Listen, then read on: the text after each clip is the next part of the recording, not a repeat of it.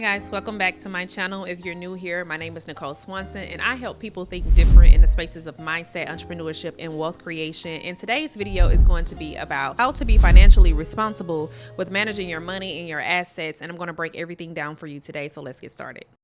Nobody is better than you. They may be luckier than you because they may have a little bit more knowledge that you don't have. But that can change today. It could change tomorrow. Let's get started.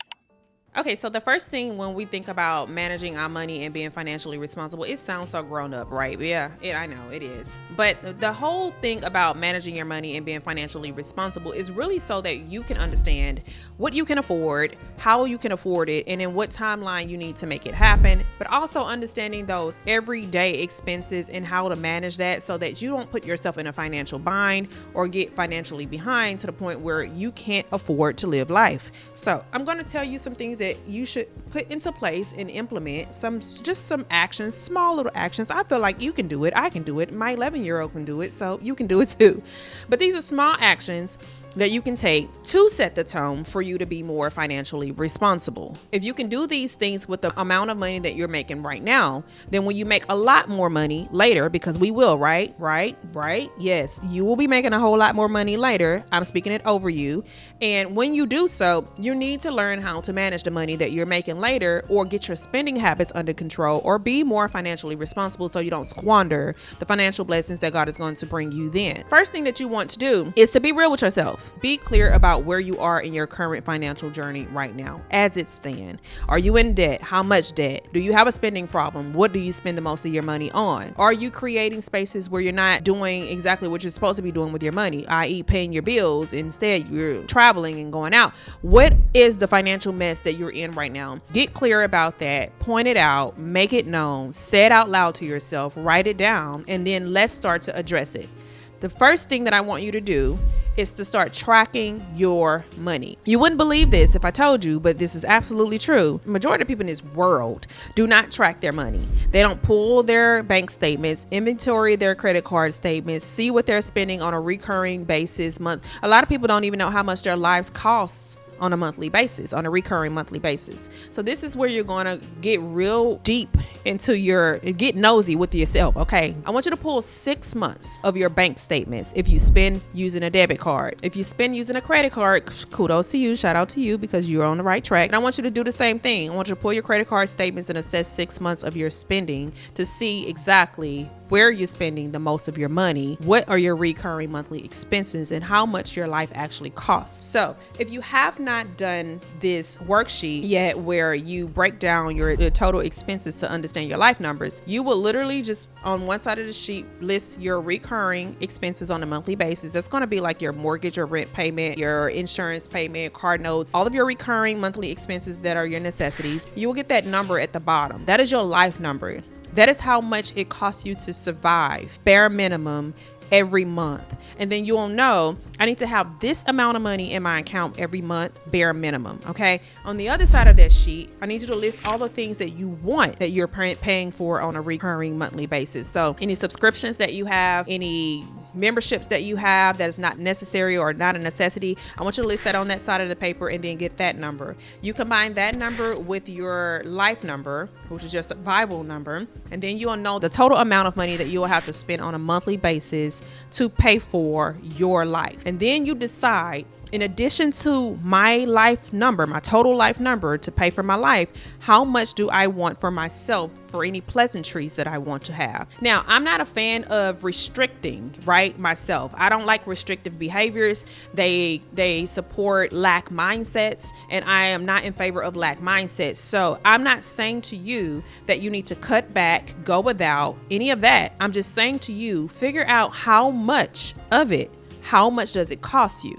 And then figure out what do you need to do in order to accommodate spending it. So if you like to go to the spa twice a month, and that's about $300-400, okay, where can I get the $300-400 so that I can continue to go to the spa twice a month? Don't take it away from yourself if it is bringing you some sort of fulfillment, but you do need to have an additional source of income that's going to pay for it. So figure out how to get something to pay for the spending. So it could be an asset, it could be a side hustle, it could be a raise that you're wanting to ask for at work, whatever it needs to be, but you need to accommodate it so you don't consistently put yourself in a financial bind. Understanding these numbers give you an accurate picture of, one, how much money you need to make, two, how much money you spend, and three, where exactly is your money going? You know where it's coming from, hopefully, but majority of people don't know where their money is going. It's flowing in and it's just flowing out. You have no idea where it's going, and money flows where your attention typically goes. So wherever you're putting a lot of your attention is probably where you're spending a lot of your money,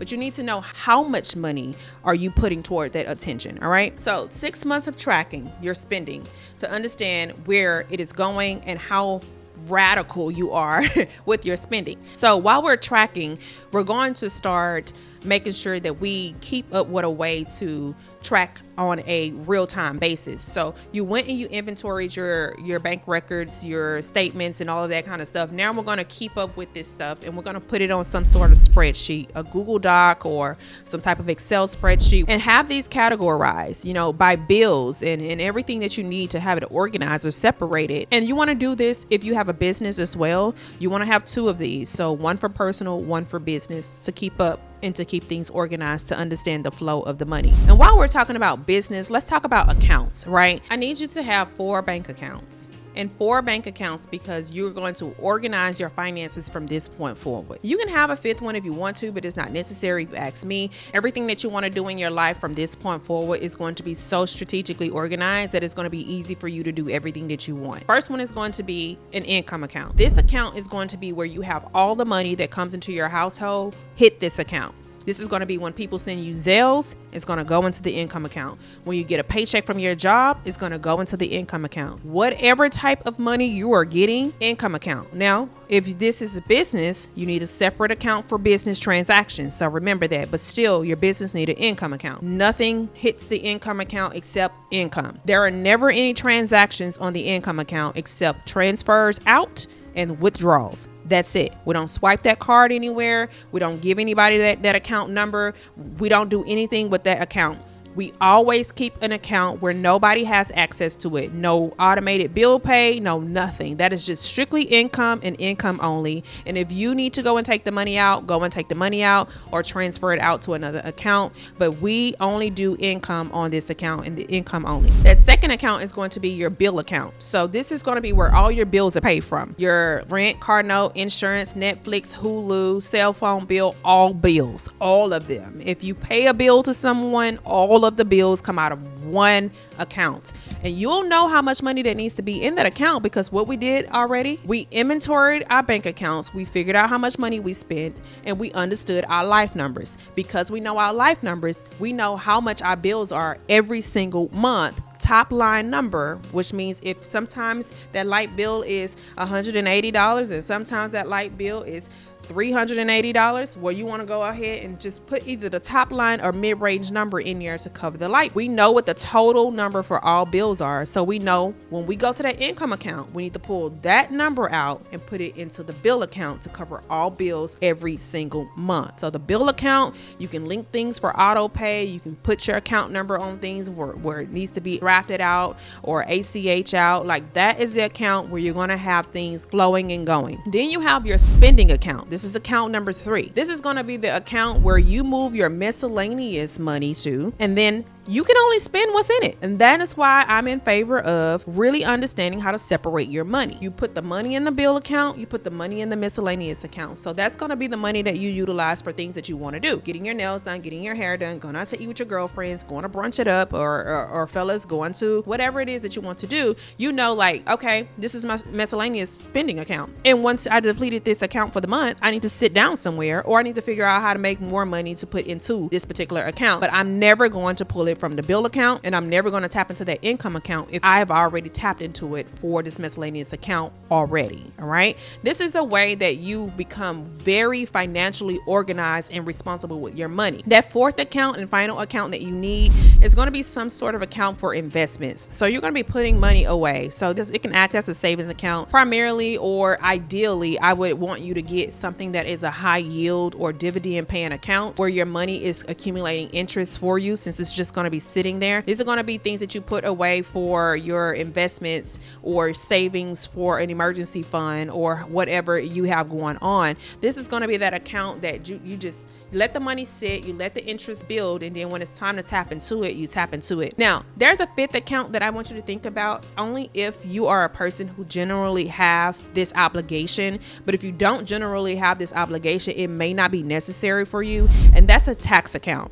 So if you know that at the end of the year, you tend to pay back taxes or you owe taxes in some way, I would encourage you to open up an account strictly for tax purposes only. And that is going to be where you move about 10 to 20% of the income that you have into that account every month or every 2 weeks, however you get paid. Even if the account doesn't have the exact amount of money that you need in it, you've been putting money away, you've been stashing money aside, and then you have the obligation, you have the money there to satisfy the obligation. So you can kind of gauge that based on how much money you typically make or what your previous tax bills have been like, or you can consult an accountant to see if they can minimize or deduct that tax bill. But a tax account will be something that I recommend if you typically pay back taxes, or if you own property and you pay property taxes like on your home or on your land, then I would 100% encourage you to open up a fifth account just strictly for tax purposes. And if I were you, I would make that one a high yield savings account too, because why not?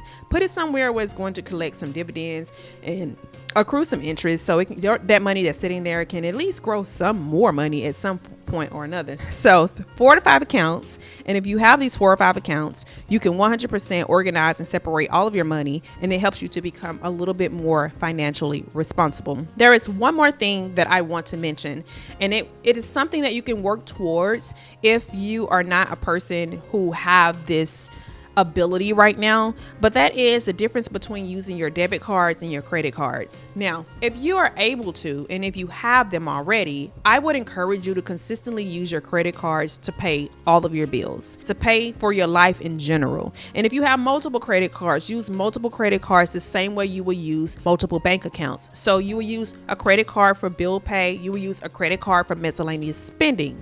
And then at the end of the month, you would still go to those respective accounts where you have the bill money, where you have the miscellaneous spending money, and you will take that money out and pay the credit card bill. And the reason that I want you to think about this is because you're building up the credit limit, you're building up the credit power. So over time, the credit card company is going to look at this person spends and pay back, spends and pay back. Let's give her more. And so your credit power is also increasing for just you using your credit cards to fund your life, but you're paying it back in full. So now you're getting double the credit. You're paying your bills on time, so your credit is already increasing. And because you're using your credit cards consistently and in full on a monthly basis, the credit card company is giving you even more credit that you can use for investing later on if you want to, liquidating the cards if you want to, or just having excess limit on the card in case of emergencies, whatever it is that it may be. I hope that some of these tips that I provided to you today do help you to be more financially responsible. It helped me to be financially responsible.